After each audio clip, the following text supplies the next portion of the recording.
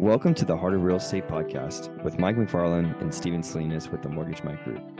On the podcast, Mike and Steven discuss with top producing real estate agents what makes them successful, unique, and purpose-filled. Each episode holds a key to unlocking a door to financial freedom.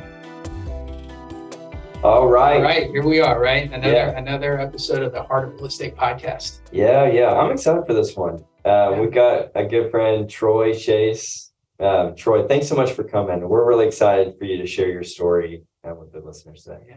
Yeah. Troy, tell us a little bit give us a little background. Like first, just kind of real estate. Where are you? Sure. What's your team look like? And then what really would love to dig into is your story here. So Absolutely. Well, first of all, thanks for having me on this. This is like a huge honor to even be recognized with somebody worth talking to, right? That's a pretty cool deal, right? Yeah, you are worth Thank you. So my background is I was a teacher and a high school football coach in the Houston area for about 12 years. Started out at Tomball High School and then made my way down to Clear Lake High School and then finished up at Clear Falls High School. Okay. And taught whatever they told me to teach, right? Anything from social studies to resource math, right? So that is whatever, right? Like Right. You get you in the classroom, get these kids taught up. Yeah. So had a lot of fun with that. And then our team right now, we look at we've finished 4 years in this. This is year 5. Okay. We start out, we did it the wrong way, right? We did 2 agents, right? Without hiring an admin. Okay. And it was great. The second year we were awesome. We did 24 million in volume, like 102 transactions. Yeah. So It's like Pretty awesome. Pretty awesome stat. yeah. So it was great. And what we learned is that it's really hard to scale that, right? Like that's just 2 agents in production. Like it's really hard to scale. So lessons learned from that as we started to expand, we found that we didn't have the processes and models in place to be able to do the things that we needed to do on a high level. Yeah. And so we spent the next couple of years kind of breaking things down. So we slowed down a little bit. We dipped down under 20 million in volume and then are working our way back up. Yeah. This year, I think we're going to finish out somewhere just under like 19 in that rate. Wow. So, and it's funny too, because it feels a little funky because, transactions are down a little bit, but volume's up, right? You know what I mean? Okay. So, but that's kind of what we look like right now. We have an ISA in the Philippines. Okay. We have my executive assistant, Janet, who's Okay. awesome. We have my mom, Linda Chase. She just got her license, so she's working with us now. Great. Teresa Walker, who's been with us from the start. She was a transaction coordinator before for us Okay. and is now an agent. So Fantastic. we've got those 3, and then we got 4 more coming. 4 more coming. Wow. Okay. And I know whenever we were talking to you, you've got a big plan. This year you got a big plan. Yeah. Tell us about that. Okay, so people probably think I'm crazy, but I think that that's the best way to set goals, right? You got to kind of Take some freak risks. people out. Yeah. So we're going to do 300 this year.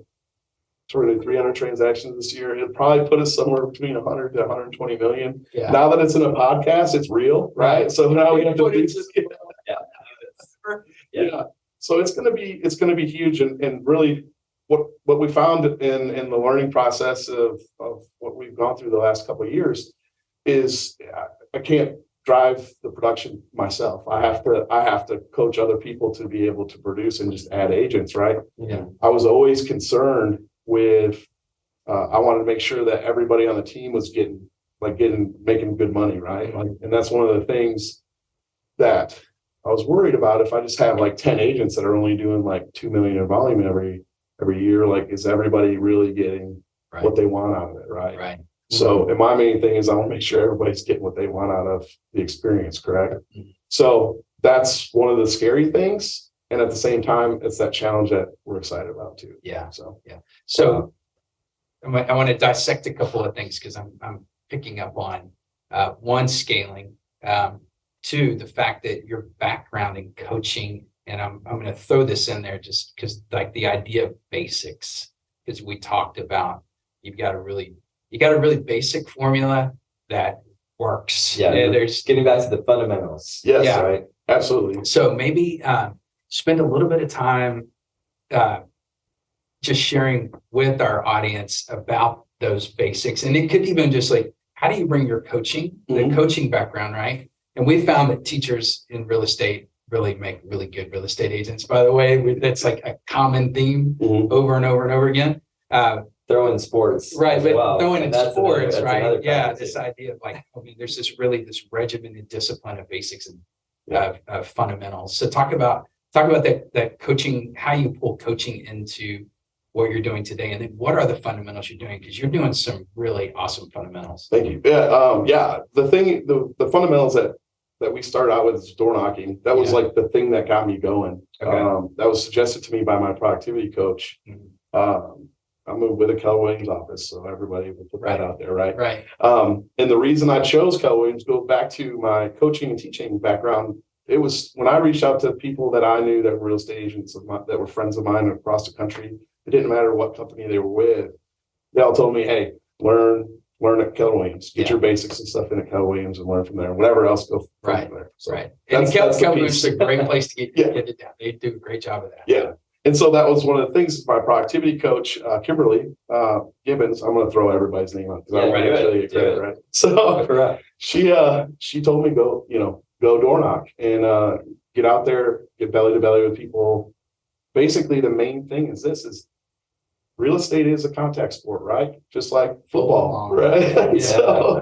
So one of the things that we need to do is make sure that we talk to people every single day. So what's the easiest way to get in front of people is to just go ahead and knock on their door, right? So that's what I did. And so that first summer, the goal was 200 doors a day. And this is Houston heat, right? And mind you, the good news is I was still conditioned from coaching that I was all right. And I didn't like fall out. Walking in my car, I feel like I break a And the sweat. summer. Yeah. 200 feet. 200 doors. Yes, 200 doors. And that took a while. That took like the whole day. Yeah, I was going to say how. So that's probably 8 hours. I'd start out. We played with different times, right? Like we'd go a little bit earlier and I was catching people like in their like nightgowns and stuff and whatever. I didn't want to do that. Right. We started going a little bit later and I started waking up babies, right? That's another thing I didn't want to do. Yeah. So what we started doing, and it was definitely not the best time of day for me to do that, but 10 to 1 was basically the sweet spot because it was right before lunch, right? Households were around, right? They're up and around, they're getting through their stuff. And then at the same time, it was getting close to lunch, so I wasn't waking up babies or anything like that. Yeah. Wow. So great. Yeah. So you learn. I think one thing is like you learn by doing. One thing you told me was, you could tell if someone was home by the dog. Yes. Tell us about that. Yes. That's pretty funny. Okay, so here's a trick with door knocking, whether or not, and this will save you time, right? Like, you know how people use dialers and stuff like that so that they don't have to waste time waiting for the people to pick up. Yeah. This is your trick for your dialer for door knocking. Okay. If the dog only barks at the door, that means that there is no one at home. Because when the dog's at home, the dog is trying to tell the owner, hey, there's someone here. Right. So it keeps turning the head back and forth. So you can hear the difference between the dog turning the head and barking back into the house versus just the door. And so if it's just continually at the door, just go ahead and move on because there's nobody home. Right. Wow. Right.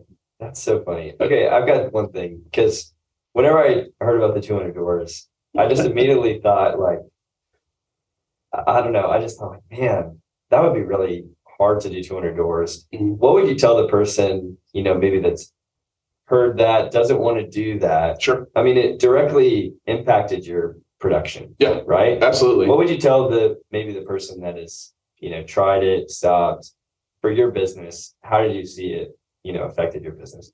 Well, number one, like with the stuff with our food, we'll get into more of that in a little bit, but open houses and stuff, for example, is what we mostly do the door knocking for now. Okay. And what we found is that is by far the best way to get people to show up. It's like a personal invite, right, to get them to show up to the open house, right? Okay. So that's the one thing. The other part of that is that when it comes to trying to think of a good way to say this, basically, lose my train of thought here. That's okay. Go ahead. I'll pick up. Because I think some wisdom. So when you started door knocking, because you didn't have open houses to tell people about it. So what were you saying? Like if you're brand new. Yeah. You really I don't know answer- much. You I don't know answer much the about door. real estate. What do you say? Right. Yeah, Like, yeah, what are you okay. talking? Yeah, so that's exactly what. So I'm going to plug somebody else that taught me this. Jaime Corona was the one who taught me, and he taught me how to door knock. And he taught me at Bold is where we did this, and I show up with a flyer in hand, and I have the market statistics on there. Okay. Those market statistics are for that specific neighborhood. Okay. Normally, it's really hard to get your hands on that kind of information, right? Mhm, If you're just right. a regular consumer, right? Right. So that's something of value that nobody else is giving out, right? Right. Yeah. And so we're very specific about what we had on there. We had the number of actives, the number of pendings, and then included in there what the months of inventory were. Okay. And we put in there what that meant. So like if it's 2.5 months of inventory, we said, yeah, this is a seller's market, and Right. varying degrees of how strong it is, right? Mhm. So we would put that on there as well. We'd also put average days on market, and then we would also not include very specifically price per square foot, Right. because Yeah. neighborhoods, if you're in a neighborhood that ranges from $300,000 to $600,000, and the average price Right. per square foot is high, and you've got a $600,000 buyer that's expecting Yeah. that same price per square foot, they're like you're in there on that listing appointment, and they're gonna throw your butt out of Right, that exactly. listing appointment. Like, Yeah. you told me that I could get this for my house, right? Right. Right. So Okay. we would specifically avoid that for those reasons. Got it. Okay. So the give. Yeah, that's exactly what I was thinking. Okay, You go ahead. gave something. Yes. Absolutely. And that's what I found in real estate and just things in general, is that every time you pick up the phone to call somebody, you knock on their door, you meet them anywhere, you need to be bringing something of value to Yeah. that, because otherwise they've wasted their time having even had that conversation with you. Right. So always be bringing something of value at Right. any given time. Right. So you started with 200 doors a day. How many days a week? That's 5 days a week. 200 doors a day, 5 days a week. So that's 1,000 doors. Mhm. Wow. And in 2 years, you closed 102 families for 24 million. I'm thinking that those numbers work. And I know. Yeah, right? yeah. I mean, Yeah. and this is the thing. There's is no that- excuse. No, There's no excuse. no. And the thing is, and this is what was always funny to me, is I always envisioned myself while I was walking, right? Like, because I'm picturing people seeing this dude walking around their neighborhood with like He's flyers. back. Honey, Yeah. he's back. He's on Exactly. the streets again. Exactly. And I was thinking, I can't wait till I'm that guy Yeah. that makes like $500,000 a year, whatever, right? Wow. $700,000 a year, and is out here sweating, passing out flyers Right on. in the neighborhood. Because I think that type of stuff is cool to me, right? Yeah. That's Like, Yeah. you were willing to do something that no one else is willing to do. Yeah. Yeah. Yeah. Just because you quote unquote made it, whatever that means, it Mhm. doesn't mean you stop doing what Exactly. got you where you are in that Exactly. moment. So there's So true. We always come to that. we Yes. come back to that. Yeah. So there's a transition. So because door knocking is still a very, very much a part of your business. And I know you had mentioned to us that it's a part of how you coach your agents, Yeah. right? So for you, it's like, hey, this is the way we do it. Mhm. And it's proven because I can prove it. I Yeah. did it. Yep. So, but there's this transition from door knocking with the give on market info. Mhm. You've got traction in the marketplace. People know who you are and your team. So now you're into a different form or a different purpose in door knocking. There's Yeah. still a give. So talk to us about, like you'd mentioned community. So why don't we talk about that part now? Sure. And that's one of the cool things that I've always been passionate about is community. We kind of talked about this earlier before we started recording about situations like in high school football and whatnot, about where that's like an intense thing, and how important I think that is, that Yeah. people are connected, right? So one of the things that we kind of evolved in is like ways that we can give back to the community. And so one of the things is we now do food truck open houses. Well, we've been doing it for 2 years now. Yeah. These food truck open houses, we are free to everybody. And what's weird is that people are like really hesitant because they think that there's like like we're going to take blood samples or something Right. from them, right? Like, Catch. like there's no, yeah, what's going on Sounds like the here? person at the mall. Me so mad. The person makes around you at the mall. Yeah, that's kind of like Yeah. And so it's true. And what we've tried to do, because I thought it would catch on faster, right? Just Yeah. like full disclosure. I thought that people would just be like, oh, this guy's giving out the ice cream. Let's go check it out. Well, exactly that happened. It almost seemed like it was too much, right? To just give it away. Well, we continue to do it. And what we began to tell people is, hey, the ice cream's for the neighbors and, the house is for the potential buyer.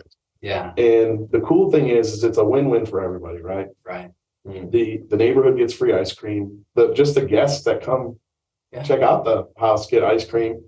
The buyers get to see a really neat house. The sellers have a ton of people that show up at their open house, Right. Yeah. which then creates a sense of urgency for buyers to buy. Mm-hmm. The offers are higher, right? And our statistics prove it. Like you can go look them up and stuff on HAR and whatnot. Wow. And everything that we do anyways is targeted towards those first 14 days because statistically it shows that you're going to get highest and best for your house in those first 14 days. Got it. So it's a win-win for everybody. Yeah. It's great for the community because you now have neighbors meeting neighbors that they've been living next to each other for 3 years and have never talked, right? Right. And So now true. they're there at this food truck. Yeah. It's so true because there's a lot of neighbors I would literally never meet. Yeah. I see them when I see out my traffic. But the only time I actually met them was at a block party. Exactly. And, Yeah. and we're creating a block party for every house like this.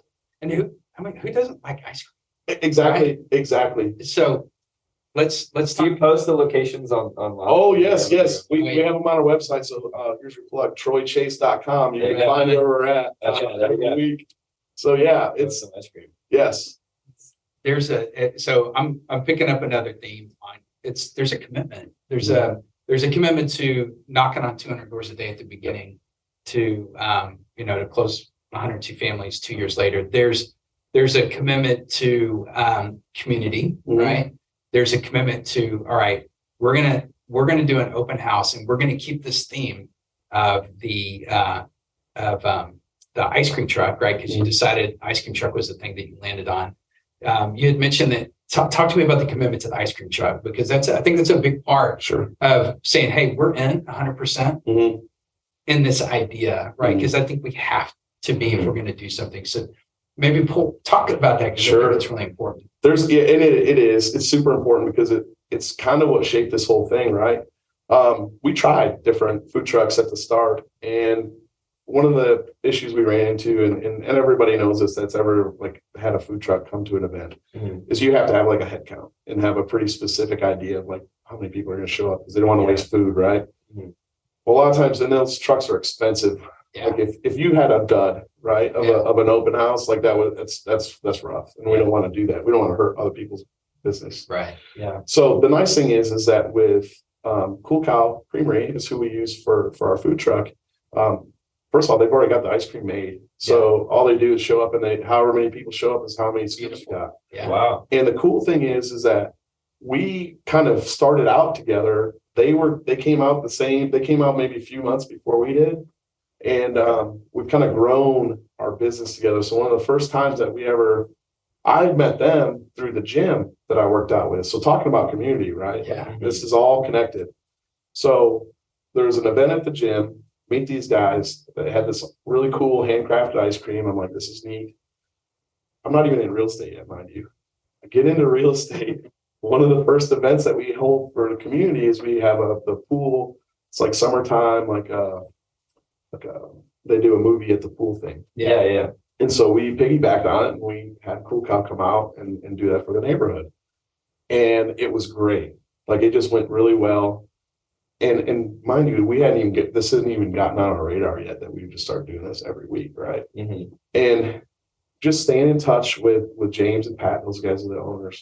And they are on the same level with what they want to do with their business, why they're into the business. You know what I'm saying? They're just people with integrity and just great people that are trying to build something in the community. I think that's super important. Yeah. It's great. And it's great to partner with people like that, right? Absolutely. And it's great because I get to talk to these guys every week, and we get to business wise, mastermind. Yeah. So, and it's neat, That's and it's really turned cool. into a partnership, right? So now we're looking at other business opportunities together from our relationship with this. Yeah. So Well, Wow. you told us you committed to, you rent that truck every weekend regardless. yes, Right. Yeah. So it doesn't matter if you have an open house, Mhm. if it's raining, Yep. if it's snowing and Freeze. right, it doesn't matter. Yeah. You've rented out that ice cream truck for the year, every weekend. So I think it's one that's just a commitment to your partnership with those guys. Also, it's a commitment to your sellers that, hey, this always happens, no matter what, I can guarantee the ice cream truck's going to be there. Yep. What happens when it's not there? What do you do? So this has actually happened. And if you go and look us up on a Google review, there's a specific review that they were upset about this. So they have their food truck broke. Because they only had 2 trucks at up till recently. They just got a third. One is an antique truck. Well, it's an antique. It's an antique. It doesn't run constantly, and it has a bunch of issues and stuff, right? Mhm. Well, it broke down, and they were short on stuff. So what they have is a cart that you can roll out, and they have it on trailer and all this other stuff. Right. And we did that. Well, there was about 3 weekends or so where it was out, and we were trying to scramble to do something about it. And so we used the cart instead. Got it. There's a Google review out there that he promised a food truck, and it ended up being just a cart. And I'm like, oh my gosh, I wish I would have known. There's still 70 people that showed up to that open house. Right on. Yes, yeah. So it's great. Yes. And you got a listing, probably. You have the offer on your house. Yes. Oh, absolutely. Yes. Yeah. Oh, it was over ask. So when you don't, what happens like when you don't have it? Let's say you don't have a listing or an open house, and sure. What do you do with the truck?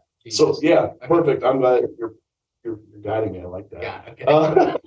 So we committed to making sure we did every weekend. If we don't have an open house, instead of canceling it and ruining an opportunity for them to continue to do business, right? Yeah. We just go ahead and park it at the community pool in one of the neighborhoods that we work in. Wow. And we just hand out free ice cream to everybody. Come on, right? Yep. So what an excuse just to plug yourself in the community. Yeah, it's great. And what's funny is we've actually run into some issues with that with HOAs. Like some HOAs actually got upset with us because I don't believe that. Like giving out free ice cream to the community, and there's a problem with that. Yeah. There needs to be a HOA tax. Yeah, there does.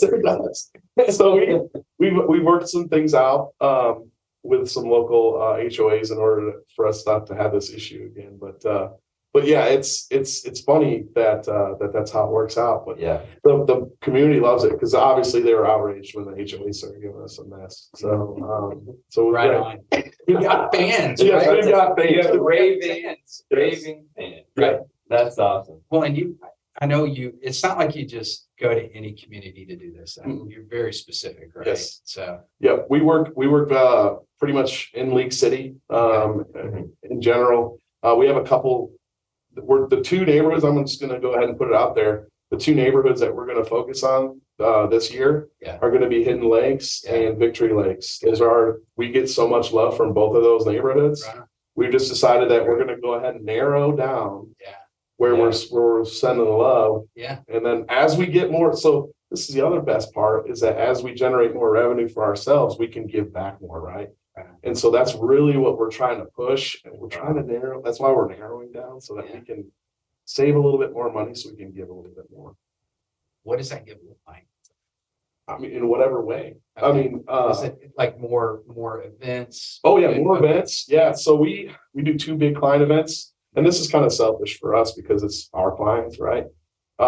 Last year we did Houston Dynamo. We rented out the entire Heineken Star Bar and invited everybody that we'd done a deal with, and just even friends to come and absolutely. So we did that last summer. That was expensive, but it was a lot of fun. Mm-hmm. It was great because we got to introduce a bunch of people to professional soccer around here that normally don't go. Right. And so that was really exciting for me because I'm a huge soccer fan. Yeah. And then the other thing we do is a fall fest, and we started it this year. It was not what we anticipated to be. Next year is going to be a bigger deal. But what we're going to do is family photos, or what we did was family photos for free. Yeah. And we had like donuts and cider and some other stuff, but we want to add like hay rides and like all kinds of just fun stuff for the kids, like face painting and stuff like that. So that's next year will be our fun. Yeah. But this year, what we're going to do instead of the Dynamo is we're going to do Houston Astros opening day. Oh goodness. We're going to, Wow. That's a big gift. Yeah. So as much as as much money as we can generate, revenue wise, the more we can give back. Right. Now, and this goes to anything, like we give to local soccer teams, football programs, just whatever comes along that we feel passionate about, we're happy to give. So one of the things that we did is Clear Life Media this past year did this thing where they focused on the Galveston County teams that don't normally get a lot of exposure and gave them a game of the week. Yeah. So like Hitchcock, Santa Fe, Galveston Ball, all of those schools that normally don't get that coverage that a lot of the suburban schools in Houston get like weekly, they got that coverage where they had a live broadcast. So we donated to that and put some money into that. And because I'm passionate about those kids getting this exposure, right? Right. So just anything that comes along. I don't like broadcasting when we do that kind of stuff. Because there's been just like things that I'm passionate about. One of the reasons that we can talk more about that with my daughter and whatnot. Sure. But when I was a teacher, like one of the things is that I would see like sad things going on all the time, and there was nothing I could do about it. Well, there's been times, and I get kind of choked up about this, but I had a former player who was doing college football, not on a scholarship or anything. It's like a D3 school, right? And he was going into senior year, couldn't cover his tuition, and they needed to make a tuition payment to start the year and whatnot. He reached out to me, and we were able to make sure he was taken care of so he could play senior year of football in college, right? And that was huge. Super huge for me. Yeah, that's something that I would have never been able to do before. Right. And it's so like that's the stuff that tugs on my heartstrings, right? So that's the stuff that's why I got into this business. Yeah, that's so because our podcast is the heart of real estate. Yep. That's exactly where we're trying to get, right? I mean, you get to create experiences like that for people. It just blesses you even more just by giving. Yeah. I mean, I'm tearing up right now thinking about it. It's I love that. That's so cool. And we can see your heart behind what you do. And I know like it's a lot of it's rooted in like your family and caring for your family. Yep. One of the things we like to just talk about is like, hard times in your like life or career, where, you feel like giving up. Like how did you respond, and what changed, and how did it make you stronger and things like that? I know you told us an amazing story about your family. Sure. Yeah, sure. We would love to hear that. Yeah, I think that gets to the heart of what makes you you. Sure. That's a big part. Yeah, and it's funny too to me because it's where a mindset shift happened for me. So basically where this goes back to, I was still teaching. And my wife, we found out we were pregnant, or she was pregnant, and that we're going to have a kid, and also our first kid. We, both of us teachers, right? I was not. We just bought a house, right? Not financially set to be able to handle a kid, right? So we're just trying to figure out how to pay the hospital bill, right, for her to be born, and so she's born, and they do the first hearing test, right? And the hearing, it does no response, right? And they test all the kids when they're first born, right? No response. They were like, don't worry about it. No big deal. Like it's, could be whatever, ish fluid in the head and whatever that could affect it. It happens all the time. No big deal. So then they come back and test again before we leave the hospital. Still didn't do it. So then they set us up with a specialist to come back and test again later on. Yeah. And it just kind of goes on and on again for about 4 months. We don't know what's going on with her, but she's still a happy, fun little kid and stuff like that. And we're having a great time with her. And we have to sit down and have this where they put them to sleep and test that way so that they can test to see if there's a brain signal. They're basically putting sounds in their ear and determining if there's brain activity that goes with it, right? Well, we sit there for like 3 hours and nothing. Yeah. And it was really concerning because the tech was looking at me like, oh no, but she couldn't tell me anything because we're not going to wake her up. Right. And come to find out, Cameron was almost profound, like the term was profoundly deaf, right? Yeah. And so she could hear a lawnmower like on the left side, but a plane taking off would be what she'd have to hear to be able to hear anything coming on the right side. And so obviously that's not stuff that you can work with speech and development and stuff like that. So we found out about the Center for Hearing and Speech, Houston Center for Hearing and Speech, and they got us set up with hearing aids and stuff like that because, believe it or not, hearing aids for kids or for babies like that are considered cosmetic. So insurance doesn't cover it. So long story short, Houston Center for Hearing and Speech, special place in my heart for them too, because they helped us through a really tough time. And Cameron had to go through a bunch of therapy and stuff. When we started looking like appointments where you just get nickel and dime around like $50 here, $70 here, this, that, whatever. And come to find out, through all these appointments, the hearing loss was caused by a virus called cytomegalovirus, CMV for short. And I guess it's the most common source of deafness for Americans or in the world that aren't genetic, right? So anyways, they were worried because this virus can potentially cause mental retardation, blindness, all kinds of, like, she could just completely deteriorate into just nothing, right? Right. And they wanted us to do antiviral medication. Antiviral medication turned out to be like $1,500, $1,600, $1,700 a month, right? So the mortgage. Wow. And when we're sitting in there, we're sitting in this appointment, and my wife and I looking at each other like, how are we going to come up with this money to be able to do this? Like, are we going to sell the house? Yeah. Move in with my parents and do this. And that was where that mindset shift came from. Is that as much as I love coaching and teaching, I wasn't doing enough to provide for my family to where we had to make a decision based off of this to be able to do things. And so that's when I started thinking about things that I needed to do differently, career-wise. Yeah. And so that's how I'd already kind of planned on getting into real estate as like my second career. And what I did is I just went ahead and sped it up. So No second career. No. It's going to be your first. The career, yep. Right, The career, yep. Yeah. So, Well, Wow. Thanks so much for sharing that. oh yeah, gosh, yeah, really. And just talk about, I mean, I just hear like a heart that's deeply motivated to, one, as a man and a husband, to take care of his family. Yep. Right. That speaks really well to my heart. And you didn't know. So you just did. Yeah. Right. You're like, I don't really have a choice here. This is what I'm doing. And somebody told you to knock on 200 doors a day and you didn't question. Yeah. You did it. Yep. Right. Yeah. I mean, I'll be honest with you. Like, one of the things that I always think back to is the John Steinbeck book, right? Or that one chapter of the turtle crossing the road. It's just a description of the turtle crossing the road, right? Tired, worn out, miserable, but it still just had to carry on no matter what.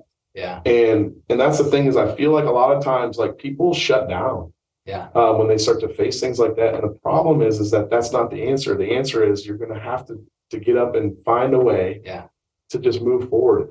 Even if it's just a little bit, you've got to be able to get up and do something to be able to change your circumstances. Just one more step. Yeah. Just one more step. Yep.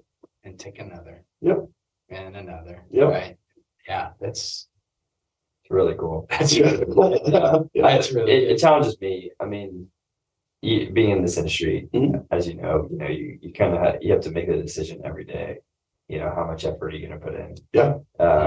And like having those things to, things that you care about. You realize like the work that you do is going to, take care of the things that you care about. And I think that's really, really cool just to hear like your story. And I think for the people listening, they can reflect on, okay, like, what do I most care about? What am I going to do to, set myself up for success? And I think your involvement in the community just speaks volumes. I remember when we met, Troy, it was like an episode of Cheers. It was. So was. We went to a local restaurant, sports bar, and I think maybe 5 5 or 10 people. Big walk up, by and hugged say, him, shook his hand. But introduced us. that's really like how you have to ingrain yourself in the community. Yeah. If you're going to be, because most people I would say don't have community. Yeah. They don't have a strong support system. They don't really have people to call. Yeah. You have to place yourself in community. Community is not going to reach out. No. You have to be in it. a contributing member of the community. Yep.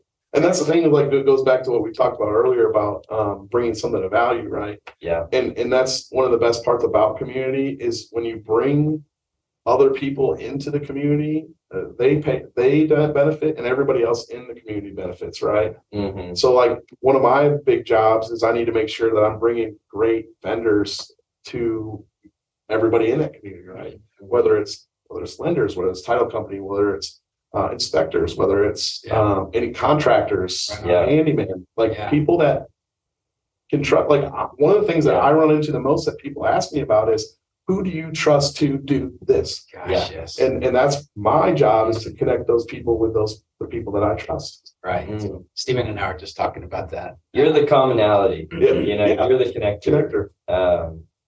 You're the connector of these different people that, you know, have a similar heart. Yep. You know, a similar reason that you do what you do, you know. Yeah. So it's really cool. And that's so true. You know, you're contributing or not. Yeah. And that's really big. Yeah, I always want to be a giver versus a taker, right? Like that's one of the things, like in any situation I'm in, I want to make sure that I'm giving in some sort of way. Yeah. Right. And not taking. So wisdom. Because I know you said I think your objective is to hire 4 agents to work with you this year, right? Because you know the numbers, like to grow to, and you told us, you know, if you're going to do 300 closings this year, you're going to have to do so many door knocks, right? So just numbers prove themselves out. I mean, we're in a coaching program and we know it. It's like, we know how many calls and people we need to meet to get to the place where we need to go. So the wisdom is you're bringing on a new team member, right? Mm-hmm. What is that kind of fundamental basic wisdom? 2 or 3 things that you're like, do these things and don't do anything else. Like just do these. What are those things that you could tell them to do? Well, one of the things I got to find out is like, what do they want? Yeah. Right. Like what's their motivation and what can I do to help them get to that point? Because one of the things that when they start to get in the mud, right, and they start to spin those wheels and they're having a hard time, we need to get back to that, right, and that's the reason why we're doing this, right? Right. The other thing is I want to find out what's comfortable for them, because if I'm telling Steven like, hey, I want you to go knock 1,000 doors today, and he doesn't want to talk to anybody, right? Right. Is he going to do that? No. So I got to find something that he's willing to do to be able to be a part of that contact sport, right? Yeah. Mm-hmm. So whatever that is that's what we're going to coach you on, what you're going to do. And we're just going to 50 door knocks. 50. Okay. I mean, something that you can do every day and commit to it. Right. And if we find that maybe door knocking is not your thing, we can sit in front of a phone. You can call expireds if you want. You know what I mean? That's even more fun, right? So everybody wants to exactly. Or if you're really good at just sitting at the local bar at the end of the bar and meet people, then maybe that's what we need to do. But we're going to find a way to be able to get you to do it. Now we may have to counsel you on alcohol issues later, right? But we're at least we've got you talking to people, and that's the main thing. Yeah. So find engage in what you're comfortable with, like what you know, the known, the like. What do I like? What am I good at? Right? Where am I going to do that? And then just do it. Yeah. And figure out what you want and what are you willing to do to get there. Yeah. Right. Yeah, that's huge. Yeah, because then everybody may not have the aspirations that you have, right? Yeah. However, they have some aspiration, and you just let's just meet you there. Yeah. Right?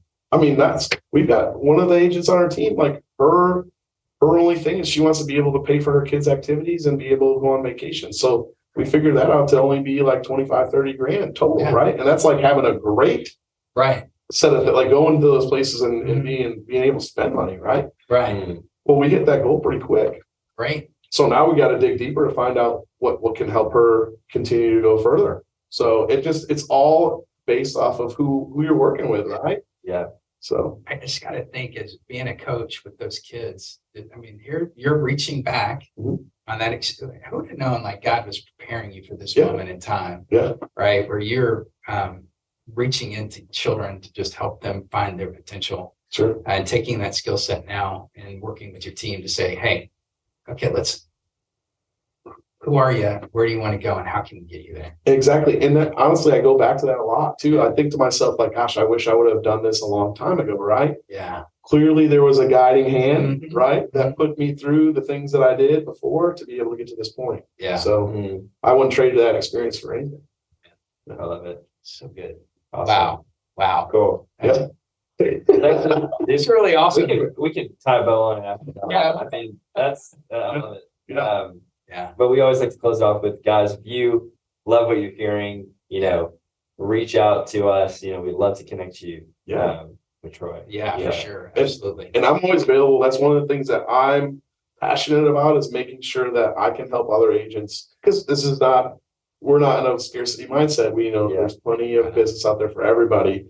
And I am not concerned about anybody, stepping on my toes. Like, I learned from somebody else and I'm happy to pass that on. And there's enough. Yeah. There's just just so much. There's so much out there. Doesn't take much to make a big impact. You just got to do the work. Look at the just go to MLS and just take a look, do the nearby search, and just look at certain neighborhoods, and you'll see all these different agents that are all doing business. They're not hurting you. Right. Right. They're getting what they deserve. Go get what you deserve. Right. Mm-hmm. It's that easy. Yep. That's that easy. Yep. Awesome. Thanks, Troy. Yeah, no problem. Thank you for having me. I love this. That's so good. Thank you for listening to the Heart of Real Estate podcast. If you found this episode thought-provoking and helpful, do us a favor and share it with 2 of your friends. Also, feel free to leave any comments or reviews. And if you want to learn more about the Mortgage Mike Group, reach out. We'd love to connect.